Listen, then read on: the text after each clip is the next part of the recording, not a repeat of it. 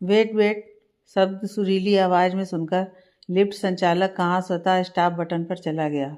Lift के दरवाजे के सामने बदहवास झेपती हुई एक बेहद खूबसूरत 21-22 साल की लड़की भागती हुई आई। सकचाते हुए सारी बोलकर सबकी तरफ पीठ करके लिफ्ट में खड़ी हो गई। 4 जोड़ी आंखें उसकी खूबसूरती को कुछ पल निहार कर अपने ख्वाबों में खो गईं, लेकिन देवांश कपूर की निगाहें उसके ऊपर से हटी नहीं रही थीं। बगल में खड़ा देवांश उसको ऊपर से नीचे तक कई बार देख चुका था। टाइट जीन्स और टी शर्ट में साफ दिख रहा था सांचे में ढली देह, बारीकी से तरासे हुए नैन नक्श, गौरवर्ण और सुनहरे बाल, ऊपर से नीचे तक सुंदरता की प्रतिमा। 30 वर्षीय देवांश ने केवल इसलिए ब्याह नहीं किया था क्योंकि आज तक किसी कन्या पर उसकी निगाहें कुछ पल से अधिक ठहरती ही नहीं थीं। शहर का सबसे धनी कुंवारा था, रिश्तों के अंबार लगे थे, लेकिन वह अपने मन का मालिक था।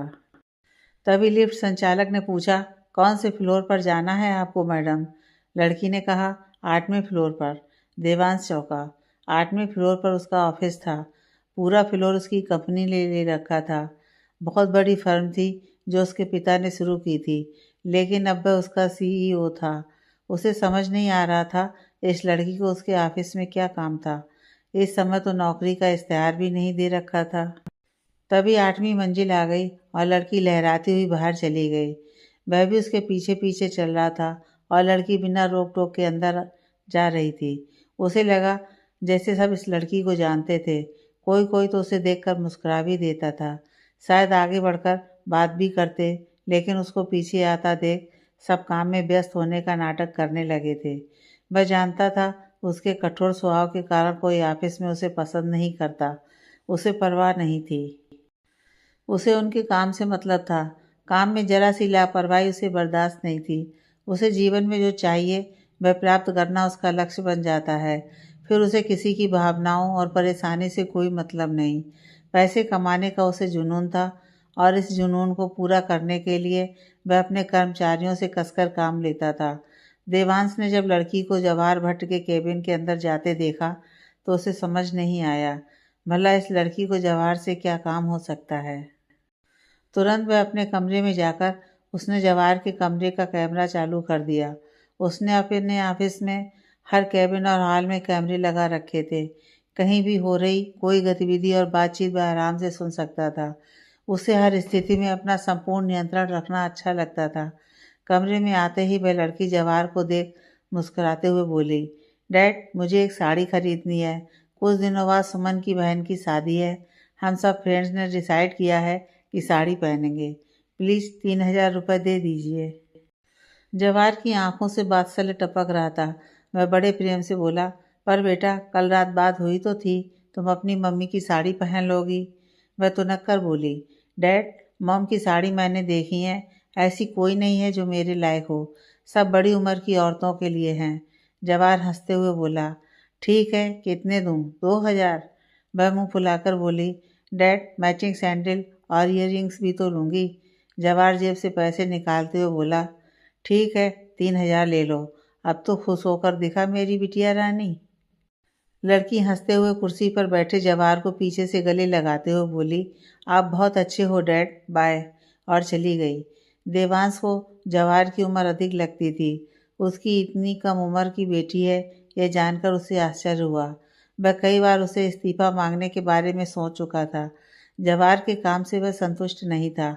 उसे अनुभव था, लेकिन अधिक उम्र के कारण वह नौजवानों जितना काम नहीं कर पाता था। देवांश के दिमाग में खलबली मची थी। तो यह लड़की जवाहर की बेटी है। उसके ऑफिस में काम करने वाले एक छोटे से कर्मचारी की उसके पिता ने 10 कर्मचारियों के साथ एक कंपनी आरंभ की थी। उसमें से जवाहर ही बचा था जिसे वह शीघ्र निकालने की सोच रहा था। पुराना होने के कारण उसकी तनख्वाह भी अधिक थी और उसे एक कैबिन भी मिला हुआ था। जवाहर को निकालने की बात वह बाद में सोच लेगा। उसे उसकी बेटी से हर हाल में शादी करनी थी। उस लड़की का हंसता मुस्कुराता चेहरा उसके दिमाग पर छा गया था। उसने जवाहर को इंटर कॉल किया, तुरंत आओ। जवाहर को जब भी देवांश बुलाता था उसका दिल बैठ जाता था। वह समझता था देवांश उसे निकालना चाहता है और कभी भी ऐसा कर सकता है, लेकिन वह बेटी की शादी तक नौकरी करना चाहता था। उसकी और उसकी पत्नी राधिका की सेहत के कारण उसका बहुत खर्चा हो जाता था। किसी तरह काम चल रहा था। मजबूरी न रही होती तो वह स्वयं कब की नौकरी छोड़ देता। उसको देवांश वैसे भी पसंद नहीं था। बचपन में जब पिता के साथ दिवाली पूजा करने आता था, तब वह उसे गोद में लेकर बहुत प्यार करता था। बहुत भोला था तब। माँ की मृत्यु के बाद न जाने कैसा बददिमाग सा हो गया है। अचानक कंपनी संभालनी पड़ी थी। मेहनती इतना कि कंपनी को कहाँ से कहाँ पहुँचा दिया। लेकिन कर्मचारियों से बात करने की तमीज़ नहीं, बड़ों का लिहाज नहीं, सबको आखिरी नाम से बुलाता, आदेश देता। किसी से कोई गलती हो जाती तो बिल्कुल बर्दाश्त नहीं करता। जवाहर को बेचैनी सी महसूस हो रही थी। न जाने क्यों बुला रहा है। जवाहर जब देवांश के कमरे में पहुंचा तो पहली बार उसने देवांश को कुर्सी पर आराम से बैठे कुछ सोचते हुए देखा। हमेशा वह किसी न किसी फाइल में या फ़ोन में व्यस्त होता था। उसको देखते ही देवांश ने सामने पड़ी कुर्सी की तरफ इशारा करके बैठो कहा। जवाहर सिर झुकाए बैठ गया, इस इंतजार में कि न जाने कौन सा बम उसके सिर पर फूटने वाला है। देवांश एक सिगरेट जलाते हुए उसकी तरफ देखते हुए बोला, अभी अभी जो लड़की आपके कमरे में आई थी वह कौन थी? जवाहर घबरा गया। उसकी बेटी ने क्या कर दिया और देवांश को उससे क्या मतलब? वह धीरे से बोला, सर वह मेरी बेटी रूपाली थी। कुछ गलती हो गई क्या उससे? देवांश उसके प्रश्न का जवाब दिए बिना बोला, क्या करती है वह? जवाहर को समझ नहीं आ रहा था कि देवांश को उसकी बेटी से क्या काम है। वह बोला, जी उसने अभी बीकॉम की आखिरी साल के पेपर दिए हैं और आगे पढ़ने की सोच रही है। देवांश की नज़र अब उस पर गड़ी हुई थी। सिगरेट उसने बुझा दी थी और कड़क आवाज़ में बोला, मैं आपकी बेटी से अगले महीने शादी करूँगा। जवाहर हतप्रभ सा देवांश को देखता रह गया। देवांश आगे बोल रहा था, घर में बात कर लेना, कल आकर रोके की रस्म करूँगा। जवाहर को अपने कानों पर विश्वास नहीं हो रहा था। उसने धीमी आवाज़ में कहा, आपकी और रूपाली की उम्र में 7-8 साल का अंतर है। वह अभी बच्ची है, आगे पढ़ना चाहती है। फिर हमारी आर्थिक और सामाजिक हैसियत आपके बराबर कहाँ है? देवांश की आंखों में कठोरता देख जवाहर कांप गया। देवांश कह रहा था, यह सब मुझे मालूम है, तुम बस कल की तैयारी करो। जवाहर बोझिल कदमों से अपने कमरे में लौट आया। वह कैसे रूपाली के इस रिश्ते की बात करेगा? उसकी मासूम बच्ची अभी शादी के लिए तैयार कहाँ थी। जवाहर की शादी के 10-12 साल हुई थी रूपाली। कितनी मन्नतों के बाद प्राप्त किया था उसे। जब जवाहर ने पहली बार देखा तो दंग रह गया था। फूल सी कोमल और बेहिसाब सुंदर कन्या। दोनों पति पत्नी को जैसे जीता जागता खिलौना मिल गया। स्वयं फटे हाल रह लेते, लेकिन बच्ची पर अपनी हैसियत से अधिक खर्च करते। दोनों उसे निहारते रहते, लाड़ में कोई कमी नहीं छोड़ते। देवांश की बात सुनकर उसका मन भारी हो गया। उसके बाद उससे कोई काम ही नहीं हुआ। घर पहुंचकर उसने राधिका को जब यह बात बताई तो वह कुछ पल खामोश रही। फिर खुश होते हुए बोली, यह तो खुशखबरी है, इतना दुखी होकर क्यों बता रहे हो? जवाहर आश्चर्य से अपनी पत्नी की तरफ देखते हुए बोला, पागल हो गई हो? अपनी मासूम सी बच्ची को उस राक्षस के सुपुर्द कैसे कर दें? राधिका सोचते हुए बोली, हम कितनी भी कोशिश कर लें, इतने पैसे वाला परिवार कभी नहीं ढूंढ पाते रूपाली के लिए। सोचिए, हमने उसे दिया ही क्या है? उसकी सारी इच्छाएं और सपने पूरे हो जाएंगे। क्या उसका मन नहीं करता होगा ब्रांडेड और महंगे कपड़े पहनने का, अपनी सहेलियों की तरह? देश विदेश घूमेगी, गाड़ी होगी उसके कदमों के नीचे, कितनी ऐश करेगी। जवाहर दुखी स्वर में बोला, तू समझ नहीं रही है, उस हृदयहीन इंसान के साथ वह कैसे खुश रह सकती है? कुचल देगा उस नाजुक सी बच्ची को। राधिका पति को समझाते हुए बोली, जीवन में पैसे की बहुत अहमियत है, आप समझते क्यों नहीं? देवांश उससे शादी करने को कह रहा है। अगर वह चाहता तो उससे ज़बरदस्ती भी कर सकता था। हम दोनों बूढ़े उसका क्या बिगाड़ लेते? जवाहर के सिर में दर्द हो रहा था और वह बहस नहीं करना चाहता था। राधिका की बात भी गलत नहीं थी, लेकिन जानबूझकर अपनी नाजों से पली बेटी को कुएं में कैसे धकेल दें? वह एकांत चाहता था, अपने कमरे में जाकर लेट गया। थोड़ी देर बाद उसे रूपाली की आवाज़ें सुनाई दी। बहुत उत्साहित सी लग रही थी खरीदारी करके। जवाहर की सेहत कैसी भी हो, पुत्री की खुशी का कोई भी मौका वह छोड़ना नहीं चाहता था। तुरंत उठकर बाहर आ गया। रूपाली अपनी खरीद कर लाई हुई वस्तु दिखा रही थी। प्लेन मैरून साड़ी, उस पर काला ब्रोकेड का ब्लाउज और ऑक्सीडाइज्ड कान के बड़े झुमके। जवाहर और राधिका को फैशन की अधिक जानकारी नहीं थी, लेकिन जानते थे रूपाली जो भी पहनेगी उस पर सुंदर लगेगा। दोनों उसे उत्साहित देखकर ही खुश थे। सोचा दिल पर जो बोझ था सुबह बता देंगे, उसका मूड क्यों खराब किया जाए। उनकी परेशानी से बेखबर रूपाली अपनी खरीदारी के अनुभव के बारे में बताती रही। अगले दिन नाश्ता करते हुए जवाहर ने रूपाली से कहा, देवांश कपूर तुमसे शादी करना चाहता है। रूपाली को एकदम से समझ नहीं आया कि पिता किसके बारे में बात कर रहे हैं। वह सोचते हुए बोली, कौन देवांश कपूर, आपका बॉस? जवाहर ने हाँ में सिर हिलाया तो आश्चर्य से बोली, वे मुझसे शादी करना चाहते हैं। वे तो मुझे जानते नहीं, देखा तक नहीं है। जवाहर दुखी स्वर में बोला, कल जब तुम ऑफिस आई थी उसने तुम्हें तब देखा होगा। रूपाली कुछ देर खामोश रही, फिर बोली, मैं अभी 2-3 साल तक शादी नहीं करना चाहती। आपके बॉस से तो बिल्कुल नहीं, उन्हें जानती तक नहीं। राधिका बीच में बोल पड़ी, सोच ले बिटिया, इतना पैसे वाला परिवार फिर नहीं मिलेगा। खुद आगे बढ़कर हाथ मांग रहे हैं। रूपाली माँ की तरफ देखते हुए बोली, नहीं मम्मी, मैं सिर्फ पैसों के लिए किसी से शादी नहीं करना चाहती हूँ। फिर डैड अक्सर कहते हैं वह बहुत बददिमाग इंसान है, पैसे और हैसियत का उसे बहुत घमंड है। ऐसे इंसान से शादी करने से अच्छा है कुंवारे रहना। जवाहर ने राहत की सांस ली और बोला, मैं जानता था कि मेरी बेटी का यही जवाब होगा। मैं अभी देवांश को फ़ोन करके मना कर देता हूँ। थोड़ी हिचक इसलिए थी कि कहीं रूपाली को बाद में यह ना लगे कि इतने धनवान परिवार से रिश्ता आया था और पिता ने बिना पूछे ठुकरा दिया। जवाहर ने फ़ोन मिलाया तो देवांश ने उठाया। उसकी आवाज़ सुनते ही जवाहर कुछ पल के लिए जड़सा हो गया। फिर अटक अटक कर बोला, सर मैं जवाहर बोल रहा हूँ। मैंने अपनी बेटी से बात की है शादी के लिए। उसने इनकार कर दिया है। 2-3 साल और पढ़ना चाहती है। कुछ पल फ़ोन की दूसरी तरफ खामोशी छाई रही, ऐसी कि जवाहर को अपने दिल की धड़कनें भी सुनाई दे रही थीं। बहुत धीमी और जमा देने वाली आवाज़ में देवांश ने कहा, भट्ट, मैंने तुमसे और तुम्हारी बेटी से शादी करने की इजाज़त नहीं मांगी थी। बताया था कि 1 महीने में शादी करनी है। तैयारी कर लो, नहीं तो परिणाम भुगतने के लिए तैयार रहना। मैं आज शाम 6 बजे सुगंधा के साथ आऊँगा। और फ़ोन एकदम से काट दिया। जवाहर ठगा सा खड़ा रह गया। राधिका और रूपाली उसकी तरफ उत्सुकता से देख रही थी। आखिर राधिका बोली, क्या हुआ, फ़ोन कट गया क्या? वह बोला, वह जवाहर जैसे होश में आया। बोला, कह रहा था कि शादी तो होकर रहेगी। राधिका आश्चर्य से बोली, यह भी कोई दादागिरी है? अगर लड़की का मन नहीं है तो कैसे शादी होगी? ठीक है, ऑफिस में वह बॉस है, उसकी सुननी पड़ती है, लेकिन हमारे घर में उसकी नहीं चल सकती। ये हमारा व्यक्तिगत मामला है और हमें जो निर्णय सही लगेगा हम लेंगे। जवाहर सिर झुकाए बैठा था। धमकी वाली बात कैसे बताए इन दोनों को। वह धीरे से बोला, अब आएगा तो नाश्ता पानी तो लगाना ही होगा। मैं बाजार से जाकर कुछ नाश्ते का सामान ले आऊँगा। रूपाली को पिता थके हुए और परेशान से दिखे। वह तुरंत बोली, आओ भगत तो करनी पड़ेगी, आखिर डैड का बॉस है। आप परेशान मत होइए डैड, बाजार से सामान मैं ले आऊँगी। फिर हम उनसे आराम से कह देंगे कि यह रिश्ता नहीं हो सकता है। रूपाली अपने कमरे में चली गई।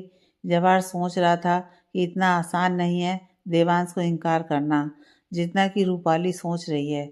एक बार उसके दिमाग में जो बात बैठ जाती है, उसे पूरा करने में वह एड़ी चोटी का जोर लगा देता है। किसी भी हद तक जा सकता है। पहले तो देवांश ऐसा बिल्कुल नहीं था। जब कभी मिलता था सबसे बड़े तमीज़ से बात करता था। उसकी माँ भी बिल्कुल देवी स्वरूप थी। उसके पिता जगदीश ने बड़ी मेहनत से कंपनी खड़ी की थी। बहुत मेहनती और निर्मल हृदय के थे। फिर पता नहीं देवांश को क्या हुआ, इतना मगरूर और बेरुखा सा हो गया। लंबी बीमारी के कारण जब माँ की मृत्यु हुई तो देवांश की स्कूल की शिक्षा ही पूरी हुई थी। बहुत असुरक्षित और अकेला महसूस करने लगा था। जवाहर तब कई बार फाइलें लेकर जगदीश के घर साइन कराने जाता था। जगदीश पत्नी की लंबी बीमारी के कारण टूट सा गया था, बिल्कुल खामोश रहता था। लेकिन देवांश उपद्रवी सा हो गया था। माँ का जाना वह स्वीकार नहीं कर पा रहा था। जब उसके सामने खाना आता तो उठाकर फेंक देता। माँ के हाथ का खाना ही चाहिए था। 1-2 बार जवाहर ने भी समझाने की कोशिश की। कहा माँ बहुत तकलीफ में थी, उनका जाना ही उचित था। तो बिफर उठा। जवाहर को ही बुरा भला कहने लगा।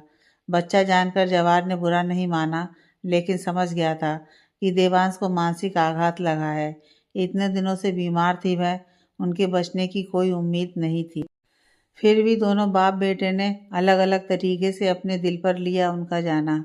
जगदीश ने देवांश का दाखिला कॉलेज में करवा दिया, लेकिन अशांत देवांश की हर रोज़ किसी न किसी हरकत के कारण जगदीश बहुत परेशान रहता था। अक्सर कॉलेज से शिकायतें आती, कभी किसी छात्र को पीट दिया तो कभी किसी से झगड़ा हो गया। एक बार बात पुलिस तक भी पहुंच गई तो जगदीश ने तंग आकर देवांश का दाखिला दूसरे शहर में करवाने का निर्णय लिया। बहुत दुखी हुआ था।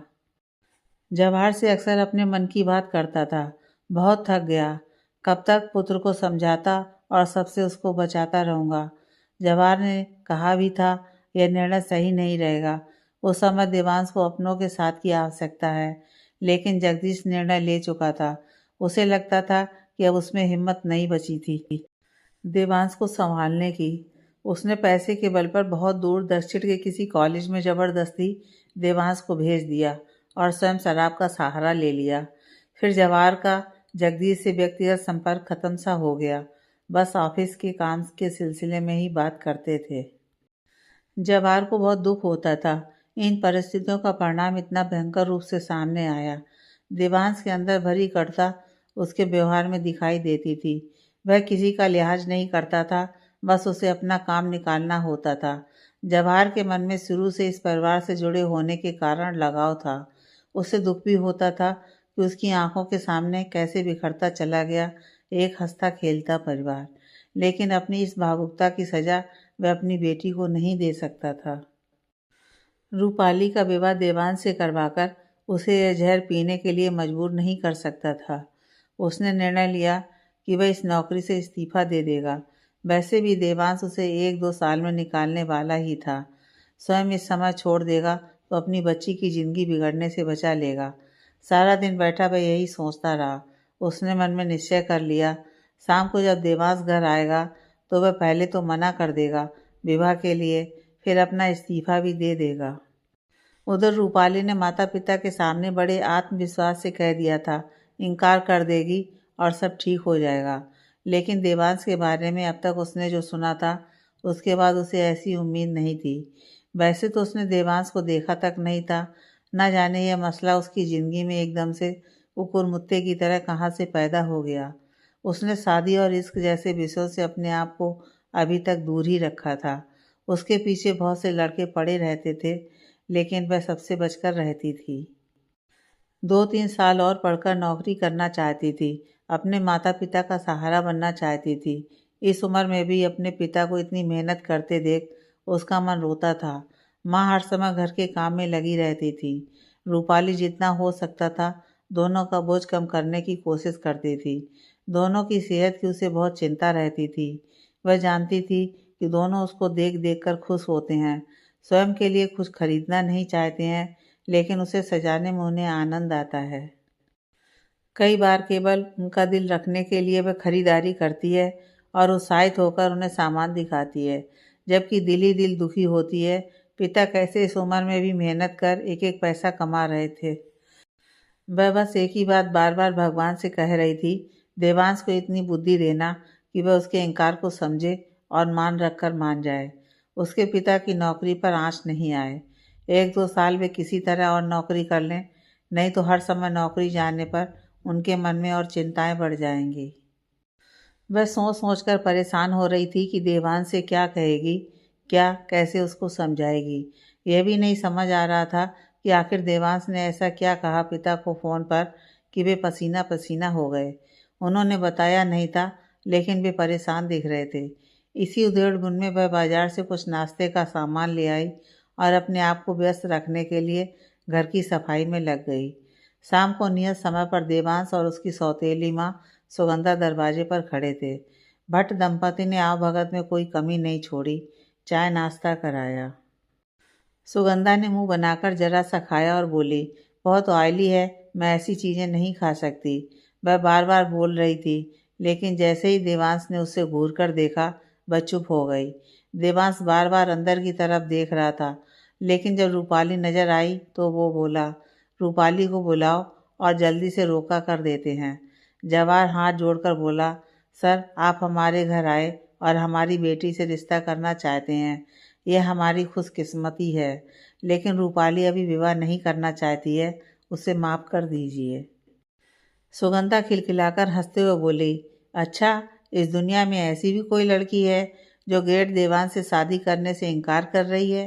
Wow wonderful. मैं एक बार ऐसी लड़की को देखना ज़रूर चाहूँगी जिसके पीछे देवांश दीवाना हो रहा है और जो उसे घास भी नहीं डाल रही है। देवांश ने सुगंधा से दांत भींचते हुए कहा, एक शब्द और नतीजा भुगतने के लिए तैयार रहना।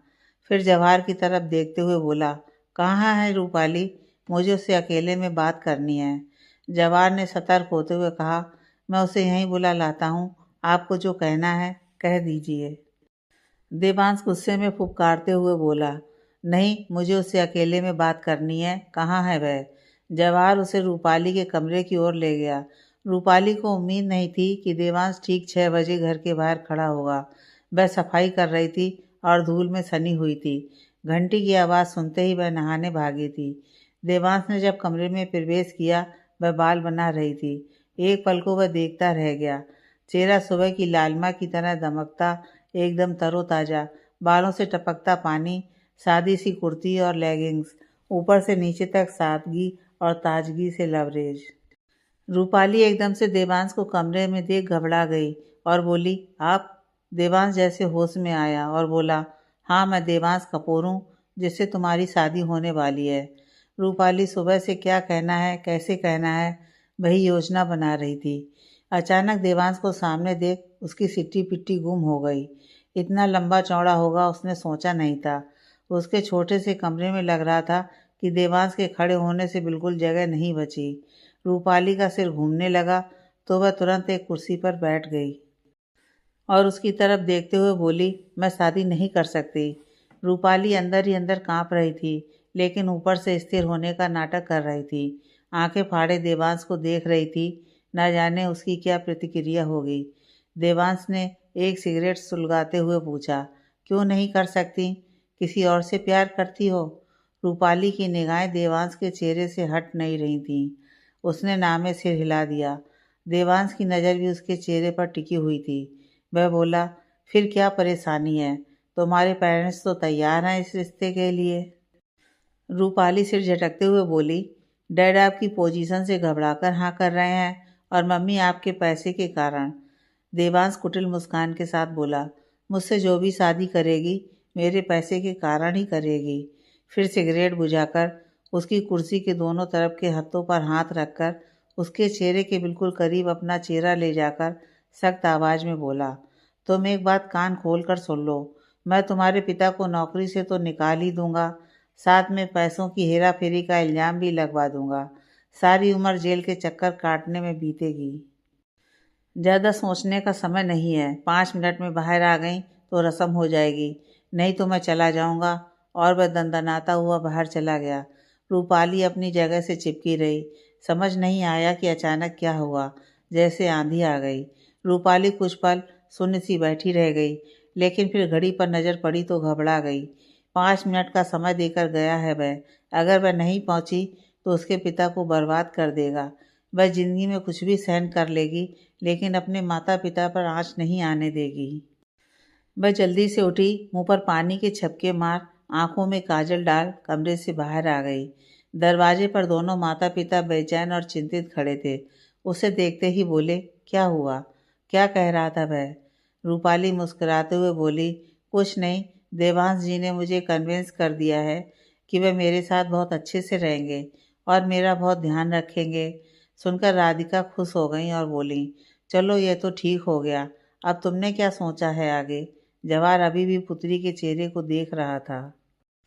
रूपाली उत्साहित स्वर में बोली, मैं शादी करने के लिए तैयार हूँ, चलिए वे लोग हमारा इंतजार कर रहे हैं। जवाहर ने रूपाली से पूछा, तुम सचमुच ऐसा ही चाहती हो ना?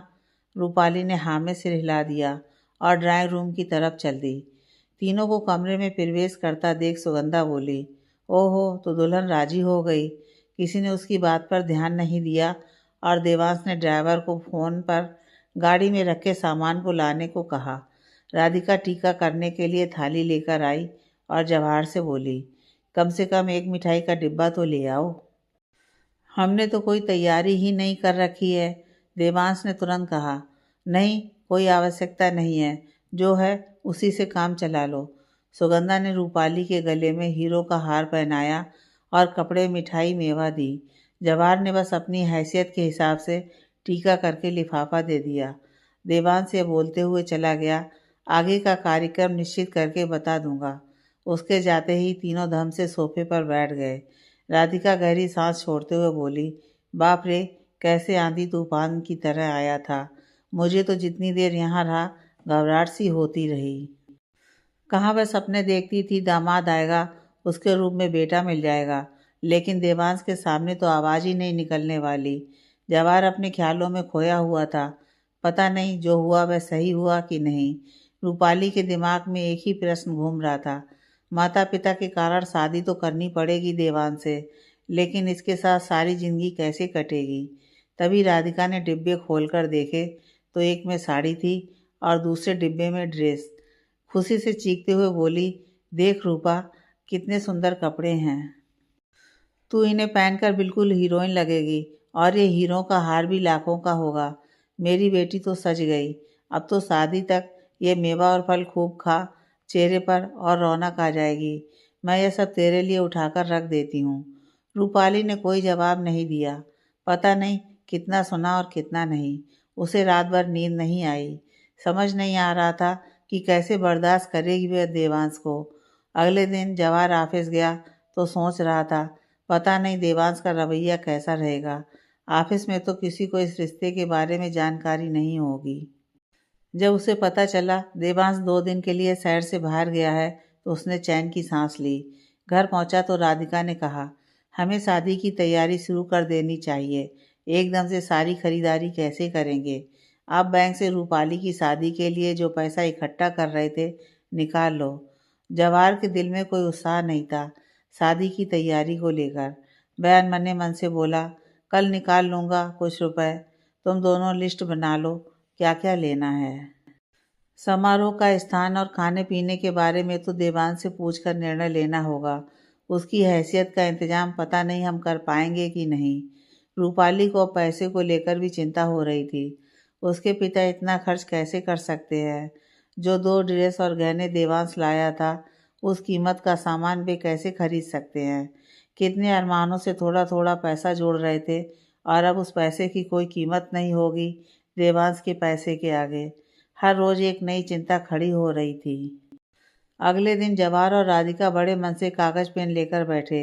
बेटी को कितनी साड़ी और क्या क्या सामान देना है।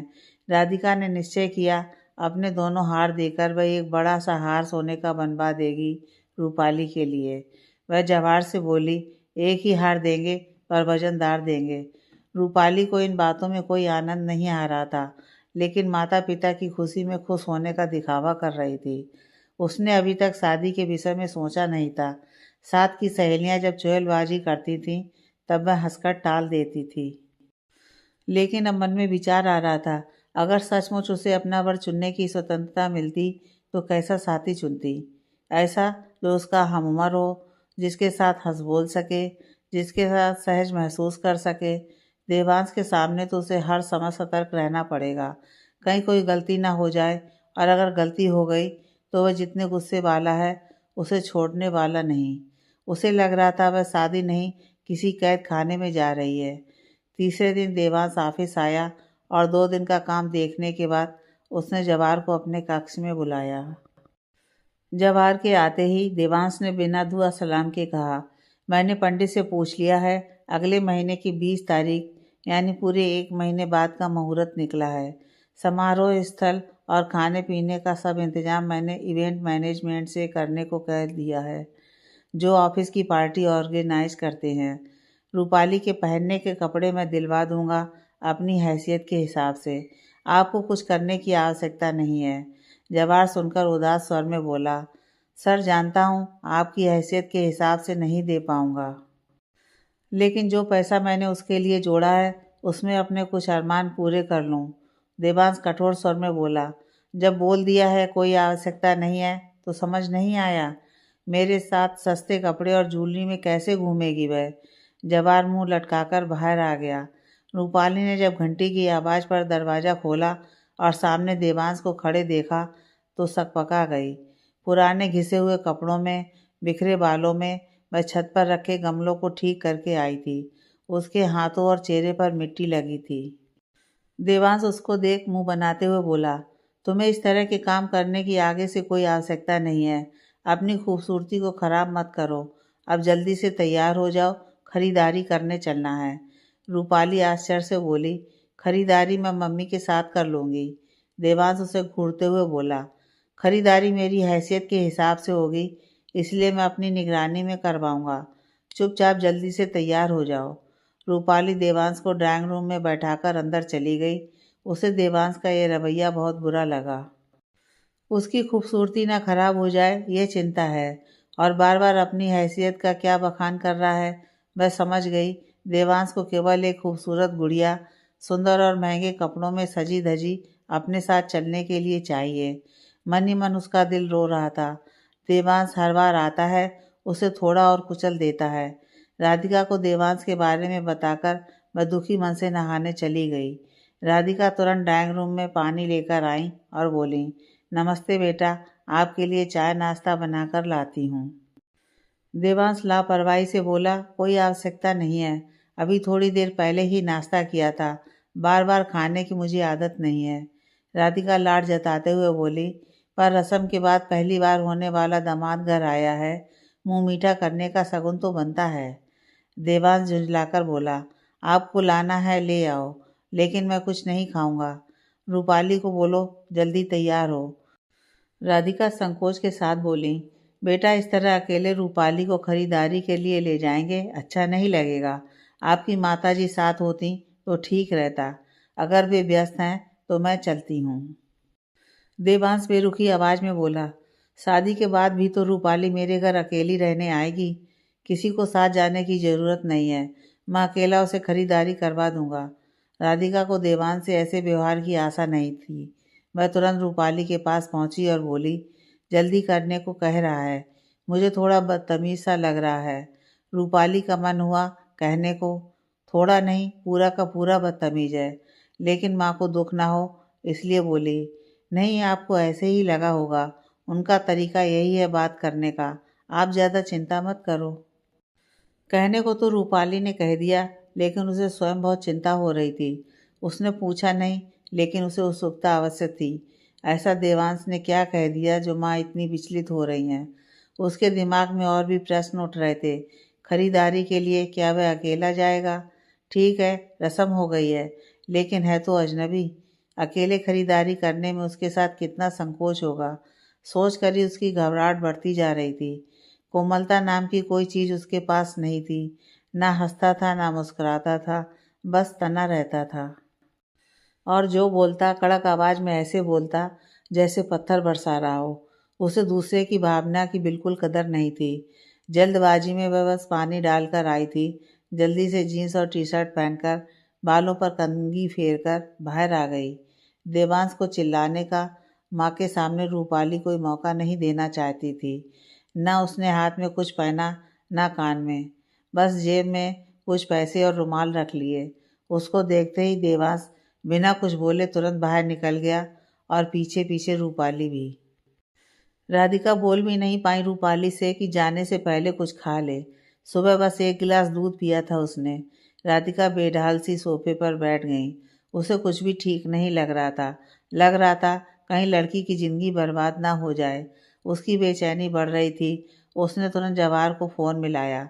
राधिका ने फ़ोन पर बताया, देवांश अचानक घर आया और रूपाली से बोला तैयार हो जाओ, खरीदारी करने जाना है। तमीज़ नाम की कोई चीज़ नहीं है उसके पास। आने वाला था तो पहले फ़ोन करके बताना चाहिए था। जवाहर स्वयं आश्चर्यचकित था। बोला, 1 घंटे पहले तो मुझसे बात कर रहा था, तब भी कोई जिक्र नहीं किया। जवाहर समझ गया इस विवाह में उन तीनों को बोलने का कोई हक नहीं है। जो कुछ होगा बस देवांश की मर्जी से होगा। घर के बाहर एक बड़ी सी शानदार गाड़ी खड़ी थी, ड्राइवर समेत। गाड़ी का दरवाज़ा ड्राइवर ने बड़े अदब से रूपाली के लिए खोला। गाड़ी में बैठ रूपाली को ठंडक का एहसास हुआ और अगर मन अस्थिर ना होता तो इस आरामदेह गाड़ी में रूपाली को सुकून और आनंद भी महसूस होता। अपने आप को संयत करने के लिए वह खिड़की से बाहर देखने लगी। देवांश मुड़कर एकटक उसे देख रहा था। ना जाने क्यों उसकी आंखें नहीं थकती, मन नहीं भरता रूपाली को देखकर। इतनी सुंदर, ना कोई गहना ना कोई मेकअप, बाल जो अपने आप सूखते जा रहे थे और घुंघराले होते जा रहे थे। उसे लग रहा था वह उदास और गुस्से में थी, लेकिन उसे परवाह नहीं थी। उसे लग रहा था जब वह उसे एक से एक सुंदर कपड़े दिलाएगा वह प्रसन्न हो जाएगी। सब लड़कियों को बस पैसा चाहिए होता है। जब उसे पैसे से ही लड़की को खरीदना है तो अपनी मनपसंद लड़की को क्यों ना खरीदे। रूपाली को महसूस हुआ देवांश की नज़र उस पर है तो वह सकचा गई और उसने एक बार मुड़कर देवांश की तरफ देखा। देवांश ने देखना बंद नहीं किया। रूपाली को स्वयं ही अपनी नज़रें हटानी पड़ी। वह थोड़ा और गाड़ी के दरवाजे की तरफ खिसक गई और कसमसा गई। गाड़ी शहर के सबसे महंगे और पॉश इलाके में पहुंच गई थी। एक बड़े से फैशन हाउस के सामने जाकर रुक गई। रूपाली इस तरफ कभी नहीं आई थी, ना ही उसे इस इलाके की कोई जानकारी थी। डर से अधिक उसे उत्सुकता हो रही थी। लोग ऐसी जगह से खरीदारी करते हैं क्या? इससे पहले रूपाली गाड़ी का दरवाज़ा खोलकर बाहर आती, इमारत के बाहर खड़ा चौकीदार दौड़ता हुआ दरवाज़ा खोलने आया। उसे यह सब अजीब लग रहा था। अंदर की साज सज्जा और माहौल देखकर हैरान रह गई। तभी एक अधेड़ उम्र की महिला ज़बरदस्त मेकअप और फैशनेबल गाउन में उनके स्वागत के लिए आगे आई। लग तो मालकिन रही थी, देवांश ने पहले से ही फ़ोन कर दिया होगा। वह उन्हें एक विशाल हॉल में लेकर गई। गाउन, साड़ी और ड्रेसेस की भरमार थी। मुस्कुराकर अदाएं दिखाते हुए बोल रही थी, सर एक बार आप नज़र से निकाल लीजिए, जो भी पसंद आए बता दीजिए, हम वैसा ही मैडम के साइज का निकाल देंगे। देवांश देखने लगा और रूपाली से बोला, देखो कोई पसंद आ रहा है क्या? रूपाली ने इतना बड़ा शोरूम, इतने सारे कपड़े ज़िंदगी में नहीं देखे थे। उसे कुछ समझ नहीं आ रहा था। उससे किस तरह के गाउन पसंद करने की उम्मीद की जा रही थी। उसने वैसे भी इस तरह के कपड़े कभी पहले पहने नहीं थे। वह तो बस टी शर्ट, जीन्स और कुर्तियाँ पहनती थी। पहली बार एक साड़ी खरीद कर लाई थी, तभी देवांश ने एक पीच रंग का गाउन निकाला जो बारीक काम से लदा था। गाउन सुंदर था, लेकिन वह सोच रही थी इतना भारी गाउन पहनकर कहाँ जाएगी। शोरूम की मालकिन एकदम से आगे बढ़कर बोली, सर की पसंद तो बहुत बढ़िया है, मैडम पर बहुत भवेगा। मैडम पहले ही सुंदर हैं, इसमें तो बिल्कुल अप्सरा लगेगी। देवांश ने गाउन वहाँ खड़ी साइका को पकड़ाते हुए रूपाली से कहा, इसे पहनकर देखो कैसा लगता है। रूपाली चुपचाप ट्रायल रूम में जाकर पहनने लगी। इतना भारी गाउन पहनने में उसके हाथ टूट गए। थोड़ा लंबा और ढीला था। गिरते पड़ते बाहर आई तो साइका और मालकिन तुरंत उसके पास आकर देखने लगे गाउन कितना ढीला है। फिर उसके नाप के गाउन की लाइन लगा दी उन लोगों ने। देवांश पसंद कर कर के उसे देता रहा और वह पहन कर दिखाती रही। 2-3 घंटे यही सिलसिला चलता रहा। वह थक गई थी। उसे पता ही नहीं चल रहा था देवांश कौन सा अलग रख रहा था, कौन सा मना कर रहा था। तभी एक साइका कॉफ़ी लेकर आई। रूपाली की कॉफ़ी पीकर जान में जान आई। वह बस घर जाना चाहती थी। रूपाली को बिल्कुल आनंद नहीं आ रहा था। ऐसा लग रहा था कि वह कठपुतली से अधिक कुछ नहीं है।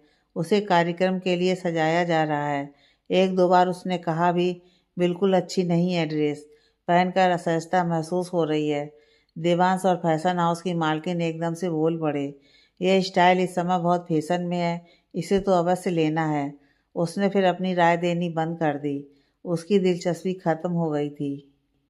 जैसे ही कोई पोशाक पहनकर आती, देवांश उसके एकदम करीब आकर ऊपर से नीचे तक देखता और वहाँ खड़ी साइका को बताता कहाँ ठीक करना है और क्या बदलाव करना है। रूपाली को गुस्सा बढ़ता जा रहा था। वह तो जैसे वहाँ थी ही नहीं। उसको समझ आ गया आगे की ज़िंदगी एक मूक प्राणी की तरह बितानी पड़ेगी। देवांश सब निर्णय लेगा, क्या पहनना है, कहाँ जाना है, कैसे रहना है।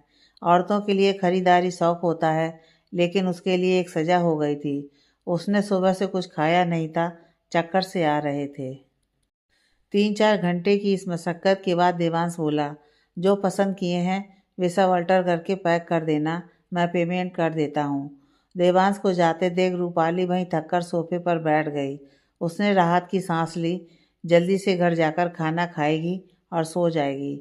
वहीं खड़ी साहिका बोली, कितनी किस्मत वाली हैं मैडम आप, इतना चाहते हैं सर आपको। इतने सारे कपड़े खरीदे हैं उन्होंने आपके लिए। इन कपड़ों के ढेर में उसके माता पिता के अरमान दब जाएंगे और उसे नहीं लगता देवांश उसके पुराने कपड़ों में से एक भी उसे रखने देगा। उसकी यादें, उसके जीवन का एक हिस्सा देवांश बिल्कुल काट कर फेंक देगा। नए सिरे से नए परिवेश में उसको जीवन प्रारंभ करना होगा। रूपाली 10 मिनट ही बैठ पाई थी कि देवांश आया और बोला, अब कुछ इंडियन ड्रेसेस भी ले लेते हैं, सब कपड़े जब अल्टर हो जाएंगे तब वे भिजवा देंगे। सुनकर रूपाली के होश उड़ गए। अभी तक वह बिल्कुल खामोश रही थी। बस एक दो ड्रेसेस के लिए कहा था, उसे अच्छी नहीं लग रही है। जब देवांश की उसकी बात पर कोई ध्यान ही नहीं दिया तो वह बिल्कुल चुप हो गई।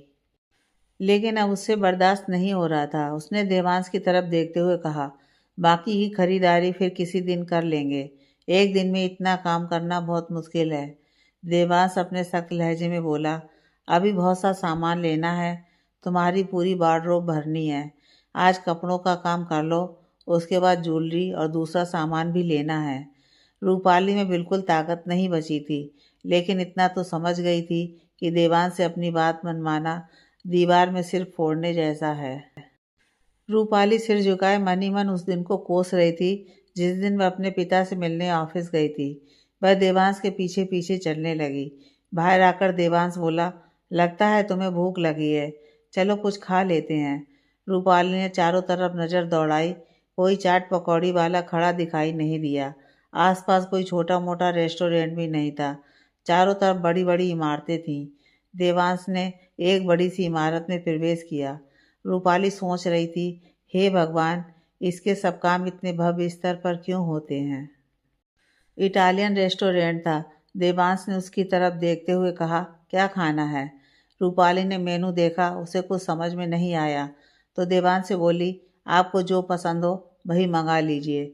देवांश ने पता नहीं क्या मंगाया, रूपाली के हलक से नहीं उतरा। थोड़ा बहुत खाकर उसे छोड़ दिया। उसे गुस्सा के कारण रोना आने लगा। कैसा आदमी है, दूसरे की ज़रूरत को समझने की कोशिश नहीं करता, बस अपने हिसाब से हाँकता है सबको। देवांश इसे फिर दूसरे स्टोर ले गया और वहाँ लहंगे, साड़ी और कुर्ती दिखाने लगा। रूपाली ने इतनी खरीदारी तो अपने संपूर्ण जीवन में नहीं की थी जितनी एक दिन में करनी पड़ रही थी। उसका भूख और थकान के मारे बुरा हाल था। रूपाली बेमन से बैठी रही और देवांश ने स्वयं ही कपड़ों को पसंद कर अलग रखवा दिए। उसने जब उन्हें पहनकर देखने को कहा तो रूपाली ने मना कर दिया, यह कहकर कि वह थक गई है और कपड़े नहीं पहनकर देख सकती। तब स्टोर की संचालिका ने नाप लेते हुए कहा, हम अपने आप मैडम के नाप के हिसाब से ठीक करवा देंगे। शाम हो गई थी। आखिर स्टोर के बाहर निकलकर गाड़ी में बैठे तो रूपाली की जान में जान आई। वह बस मन ही मन प्रार्थना कर रही थी कि कहीं और जाने की ना कह दे, सीधे घर पहुंचा दे उसे। देवांश रास्ते पर कुछ नहीं बोला, लेकिन जैसे ही गाड़ी रूपाली के घर के सामने रुकी, वह बोला, कल तो मेरी ज़रूरी मीटिंग है, परसों ज्वेलरी की खरीदारी करने चलेंगे, तैयार रहना। कपड़े कुछ कम लगेंगे तो बाद में मैं ले लूँगा। रूपाली ने हाँ में सिर हिला दिया और देवांश चला गया। रूपाली को घर के दरवाजे की घंटी भी बजाने की आवश्यकता नहीं पड़ी। राधिका ने तुरंत दरवाज़ा खोल दिया। उसको देखते ही चिंतित स्वर में बोली, बड़ी देर लगा दी, क्या करते रहे इतनी देर तक। रूपाली रुआंसे स्वर में बोली, पहले कुछ खाने को दो, फिर बात करना। राधिका ने तुरंत खाना लगाया। रूपाली की जान में जान आई। फिर वह पलंग पर निढाल लेट गई। अब तक जवाहर भी ऑफिस से आ गया था। उसको भी उत्सुकता हो रही थी, आखिर कितनी खरीदारी की जो सारा दिन लग गया। रूपाली का बिल्कुल मन नहीं था सारा वृत्तांत सुनाने का। एक तो थकान बहुत हो रही थी, दूसरा उसका अनुभव अच्छा नहीं था। लेकिन दोनों को उत्सुकता से अपनी तरफ देखते हुए उसने खुश होने का नाटक करते हुए बताया, कितने महंगे और खूबसूरत कपड़े दिलाए देवांश ने। राधिका जानने को उत्सुक थी किस रंग और डिजाइन के कपड़े लिए रूपाली ने। थकान का बहाना बनाकर रूपाली टाल गई और हंसते हुए बोली, जब आ जाएंगे तब देख लेना, एक एक पहनकर दिखाऊंगी। राधिका को कपड़ों का शुरू से बहुत शौक था। लेकिन पति की सीमित आय में उसने मन का कपड़ा कभी नहीं पहना। बेटी को इतना मिलते देख उसको बहुत खुशी हो रही थी। वह इस उम्र में अब सादे कपड़े ही पहन सकती थी, लेकिन बेटी को इतने सुंदर परिधान पहनना देख उसकी तमन्ना अवश्य पूरी हो जाएगी। देवांश बेटी को खुश रखे, उसे कोई शिकायत नहीं होगी उससे। जवाहर दोनों माँ बेटी को बातें करता छोड़ अपने कमरे में जाकर लेट गया। रूपाली को रात भर नींद नहीं आई। शारीरिक थकान और मानसिक संताप के कारण वह करवट बदलती रही। कैसे निभाएगी इस रिश्ते को, उसकी समझ में नहीं आ रहा था। भोर होते होते उसकी आंख लगी। ऑफिस जाते हुए जवाहर ने उसके कमरे में झांका तो वह सोती दिखी। रोज उससे मिलकर जाता था, लेकिन लगा पहले दिन अधिक थक गई होगी, इसलिए अभी तक सो रही है। थोड़ी देर बाद राधिका उसे नाश्ते के लिए बुलाने आई तो देखा उसका शरीर तप रहा था। उसे तेज बुखार था। राधिका ने तुरंत रूपाली को नाश्ता कराया और बुखार ठीक करने की दवाई दी। रूपाली निढाल हो रही थी। उसके सारे शरीर में दर्द हो रहा था। वह सारा दिन ऐसे ही पलंग पर पड़ी रही। जब दवाई का असर कम होता, उसे फिर बुखार चढ़ाता।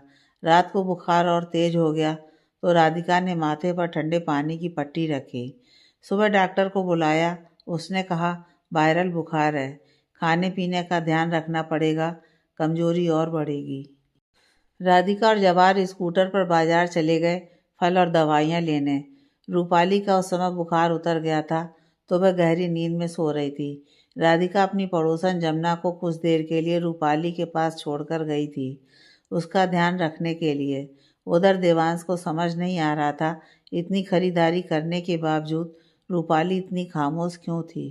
उसे लगा था इतना कपड़ा खरीदने के बाद वह प्रसन्न और मुस्कुराती नजर आएगी, लेकिन शाम तक तो ऐसा लग रहा था उसे कपड़े खरीदने में कोई दिलचस्पी ही नहीं रही थी। खाना भी उसने कुछ नहीं खाया। इस बारे में उसे लगा आजकल की लड़कियां फिगर बनाए रखने के लिए कुछ खाती पीती नहीं हैं। उसे रूपाली का व्यवहार समझ नहीं आ रहा था, इसलिए असमंजस की स्थिति में था और जितना सोचता इस बारे में उतना गुस्सा बढ़ता जा रहा था। अगले दिन मीटिंग के कारण वह व्यस्त रहा, इसलिए अधिक ध्यान नहीं दे सका इस बात पर। गहनों की खरीदारी के लिए देवांश ने सोचा 11 बजे निकलना सही होगा। उसने निश्चय किया फ़ोन करके रूपाली को पहले से बता देना ठीक रहेगा। वह घर के बाहर ही उसे मिल जाएगी। उसे समझ नहीं आता राधिका से कैसे बात करे। वह उसे खिलाने पिलाने के लिए आतुर रहती हैं और उसे संकोच आता है। उसने 2 बार फ़ोन किया, लेकिन भट्ट परिवार के घर किसी ने फ़ोन उठाया नहीं और जवाहर ऑफिस भी नहीं आया था। अब तक 10:30 बज गए थे और उसका कोई अता पता नहीं था। कोई छुट्टी लेने का संदेश भी नहीं आया था। अब तो देवांश का पारा और चढ़ता जा रहा था। इस तरह की लापरवाही उसे बिल्कुल पसंद नहीं थी। गुस्से से भरा वह ऑफिस से निकला और गाड़ी में बैठे ड्राइवर को भट्ट के घर चलने को कहा। उसने 2 बार घंटी बजाई, तब जाकर किसी अनजान स्त्री ने दरवाज़ा खोला। उसने गुस्से में पूछा, कहाँ है रूपाली? वह स्त्री बोली, सो रही है, उसकी तबीयत ठीक नहीं है। देवांश को लगा उससे बचने के लिए या अपना महत्व बढ़ाने के लिए जवाहर ने झूठ बुलवाया है। वह बेरुखी से बोला, मुझे रूपाली से मिलना है। जमुना उसके आगे से हटे बिना बोली, नहीं, आप इस समय नहीं मिल सकते उससे। वह गुस्से से बोला, मैं उसका मंगेतर हूँ और इस समय उससे मिलकर ही रहूँगा। उसकी सख्त आवाज़ से जमुना घबरा गई और पीछे हट गई। देवांश दनदनाता हुआ रूपाली के कमरे में पहुंच गया। रूपाली गहरी नींद में सो रही थी। उसे देखते ही देवांश को लगा जैसे समय ठहर गया हो। तकिए पर उसके बाल बिखरे थे, कुछ लटें उसके चेहरे पर भी पड़ी थीं। बंद पलकें, गुलाबी होंठ, संगमरमरी देह। वह कुछ बोल नहीं सका। पतले से स्ट्रेप वाली नाइटी में एक हाथ पेट पर और एक पलंग पर पड़ा था। नाइटी पैरों के पास थोड़ी उठ गई थी, जिसके कारण एक पैर घुटने तक नजर आ रहा था। देवांश आंखें झपकाना भूल गया हो जैसे। रूपाली सुंदर है, इस बात का उसे यकीन था, लेकिन इतनी सुंदर है कि हाथ छूने के लिए उतावले हो जाएंगे, वह नहीं जानता था। देवांश ऐसा मुग्ध हो गया था कि उसकी आंखें तृप्ति नहीं हो रही थीं। लगा जैसे इस दृश्य को पी ले वह। चंद्रमा की खूबसूरती को देख सागर कितना बेचैन हो जाता है। उसकी लहरें सब बंधन तोड़ उसे छूने को बेताब हो जाती हैं। वैसे ही रूपाली को देख देवांश की धमनियों में ज्वार सा उठने लगा। उसका अपने आप पर काबू नहीं हो रहा था। उसके हाथ मचल रहे थे रूपाली के चेहरे पर पड़ी लटों को हटाने के लिए। उसके होंठ रूपाली के गुलाबी होंठों को एक बार चूम लेना चाहते थे। उसकी आंखें घंटों उसे सोते हुए निहारना चाहती थीं। उसके दिल की धड़कनें बढ़ती जा रही थीं और उसका मन कर रहा था कि वह रूपाली को अपनी बाहों में कस ले। उसे महसूस हुआ कि अगर वह 2 पल भी यहाँ रुका तो कुछ न कुछ ऐसी हरकत अवश्य कर बैठेगा जो ठीक नहीं होगी। वह तुरंत मुड़ा और जमुना से बिना कुछ बोले अपनी गाड़ी में जाकर बैठ गया। आगे की कहानी नेक्स्ट पार्ट में।